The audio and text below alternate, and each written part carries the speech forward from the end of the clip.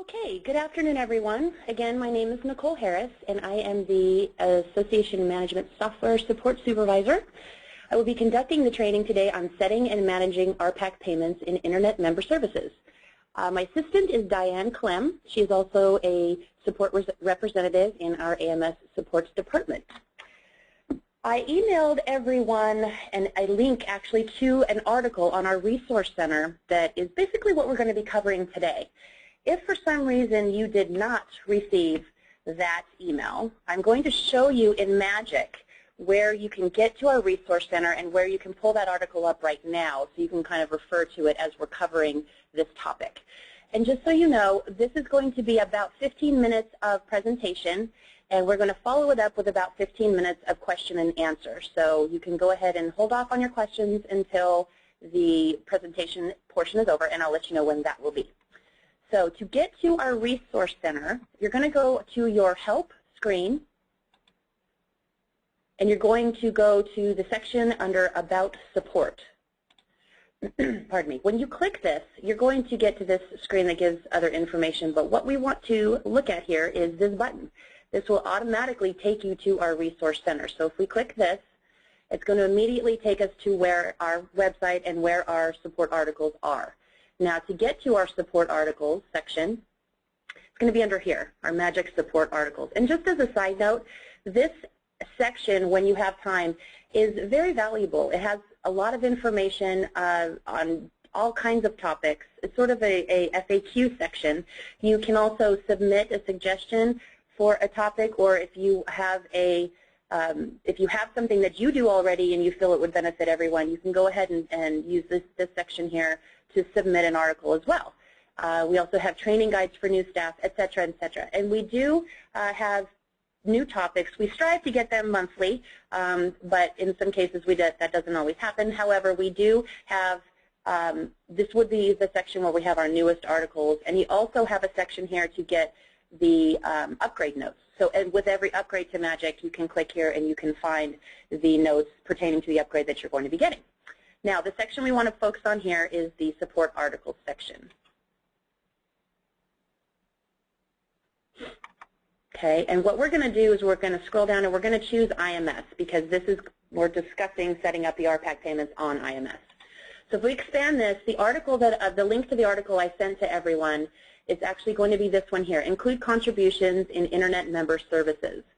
So if you open up this article, this is what you guys would have gotten. And if you, like I said, if you didn't get the email, go ahead and do that now, and you can kind of refer back and forth to this as we have our discussions. So what I'm going to do now is I'm going to go back to Magic, and I'm going to show you the steps that you need to take in order to get your RPAC to show on IMS. Okay? So our first section is we're going to go to our billing type charges. So after you've done your billing and the invoices have been posted, et cetera, we're going to go and make sure that we have our RPAC charge code set up. And you may have already done this during your billing, which definitely happens if you're going to email the statements or if you're going to print them and you want that information to show on the statement or the emailed PDF. So we're going to go under here, Managers, Accounting, Billing Sources, and Billing Type Charges. Now this one is going to be under our For Members section. So if we click on For Members, and we want to pick the billing group. Now this would be the billing group that you've done the billing for, and in this case, this is one of our QA environments. So I'm going to just go ahead and this is the billing group that we used. So I'm going to pick that billing group, and I'm going to just focus on the billing type of R for now, so that I can show you all the charge codes. So as long as you have your RPAC charge code set up here, okay, these would be the regular dues charge codes, and here's our RPAC charge code. Now, I'm going to zoom in on this charge code so I can show you what needs to be set up in the charge code itself in order for this to work correctly. So I'm going to zoom here and zoom one more time. Okay, first thing is we need to make sure that the billing year has changed to the billing year that it's for. Now, if you're creating these charge codes in 2010, it will default to 2010 because that's the default year set up in Magic. But you want to make sure that you change this to the billing year that it's actually for. Okay? The second item here, and this is the same as with most of your memo charges, is you're going to want to have the accumulate contribution history set up checked off and set up for RPAC. And then make sure this checkbox is checked off as a memo charge. So those are the things that need to be in place in the charge code itself. Okay. Now, the recommended minimum and maximum contribution section. The recommended minimum is set up as if they have not contributed at all in previous years, when they go to make their payment on IMS, this is the dollar amount that they will see, the minimum, because they did not contribute last year. The maximum contribution is if they say last year contributed, $500, the system will look at that and say, okay, if you had recommended maximum contribution set to $500, that's what would be listed for them, or that's what would be if because they had contributed that much. However, if you had just 100 here, you would see just 100. Okay, so it's sort of a way to say we're not going to expect $1,000, let's say, from if that's how much they contributed last year. We're only going to ask for this amount of money. But I'll show you where on IMS they can actually make modifications to that if necessary. Okay, so I'm going to move on past this. Our second section where we need to focus on is going to be actually in Internet Member Services. So under Managers, and then Internet Member Services, we're going to go to the IMS setup form. Now, where we're going to be focusing on are the actual services, and that's listed. If you have more than one association here, you're going to want to go to your main one. Oftentimes there are several that have many associations listed here, but you're going to want to focus on the one for the association that's tied to that billing group that you've used for billing. Okay? So go ahead and click on the service setup, and you're going to need to find your contribution service. Now, in this case, in this particular demo, we have several, but the one that I am focusing on is going to be the same one that we used for the same billing group as the billing itself. So in this case, that would be this one. So we have our MCAR billing group. These are the contribution. This is the contribution link, etc. So what we're going to do here is we're going to get into modify mode first, okay? Control M, or however you get into modify mode with the buttons, etc. We're going to come down here to the accounting setup, okay? What we need to make sure is that this contribution billing year matches the billing year in our charge code. If it doesn't, they don't show up. And that's a common problem or a common issue that I see every year. So just make sure those two billing years match, and as well as the charge code being set up as it was, being a memo charge, accumulating history, and both years being the same and being set up in billing type charges. If all of that is in place, you will see the charge code on IMS. Okay? So our next step is going to be actually going to IMS and seeing how all of this looks. Okay? And I might have gotten logged off. No, I did not. Okay, so they logged into IMS. Okay? They're going to go to the section for paying their dues. They want to pay their invoice. So we're going to go to the link here, pay your dues here. Now this is a test invoice. Excuse me. What I want to show you first here is a link to the actual invoice itself. And if you didn't know about this already, you do have the option now, or they have the option now, to print their invoice as a PDF. So basically that is the same way that it looks as if they got the email printed out and mailed to them from you. In the past, under this hyperlink right here, this is what they would see, and they could print this, but it wasn't really in the same kind of format. So they have that option now. Anyway, so here is the invoice, and this is what it looks like on Internet Member Services. Now, as you see, the actual invoice itself only has the charges of the Realtor renewal dues and the NAR dues renewal. This is the Realtor Action Fund, and it has its, the charge code, but to see how it doesn't have a quantity or a unit price, because it doesn't actually exist yet. It's done this way so that they can see, oh, okay, I want to show them that this is what the invoice will look like if they want to contribute, kind of a way to get them to contribute.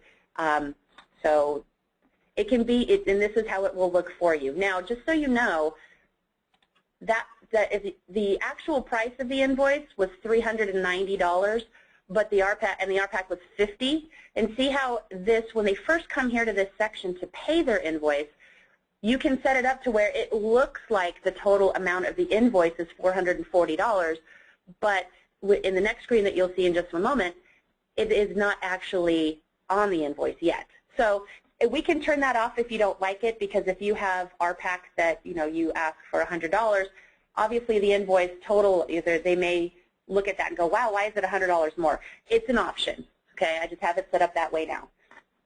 So I'm going to go ahead and click on the Pay Now and choose Payment Options. And this is the screen that they will see prior to actually making the payment. Now, as you can see, it's similar information, invoice number, date, the office they belong to, all that. But see how balance due $390. This is where it shows them these are the actual charges for the invoice itself. Okay? Down here is where they get the option to contribute. And as you can see, recommended amount $50. That's what we had set up in billing type charges as the minimum recommended amount. So this person had not contributed last year, so this is what we'll display is that minimum amount. Now, if they do not wish to contribute, this is where they're going to click the Modify link. And if we click this, we're going to get another screen that comes up. And just so you know, this information here is completely customizable. In terms of character length, it's quite large. I don't have an exact number, but I've created ones before that were rather elaborate, and it held a lot of information. And you'll definitely need assistance with that from us. So if that's something you want to modify, then just give support a call or send an email to support@rapattoni.com, and we can assist you with that. So this is where they would modify the amount. If they don't want to contribute, and this is just a generic saying, please zero out the dollar amount, et cetera, et cetera. Okay, so I'm going to click OK, leave it alone.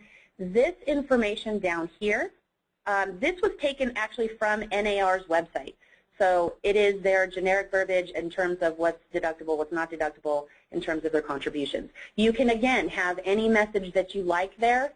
This particular message exists in the invoice type table. There is a contribution disclosure message, and I can toggle to that here real quick to show you. If we go to your invoice type table, which is here, system setup, accounting setup, and then invoice type table. And if we look in our case, because these invoices were generated using invoice type D, if I click here, this is where that message is coming from. Again, you can have any other message you like, but for purposes of demonstration, we're just going to go ahead and use that one. So if they've decided to make the payment, then from this point forward, they just move on ahead. They click the credit card button, which I'm not going to go ahead and do now, but basically they click the credit card, well, I can do that. Click the credit card button, and this is where they fill in all their information and move on about their business and pay their bill, etc.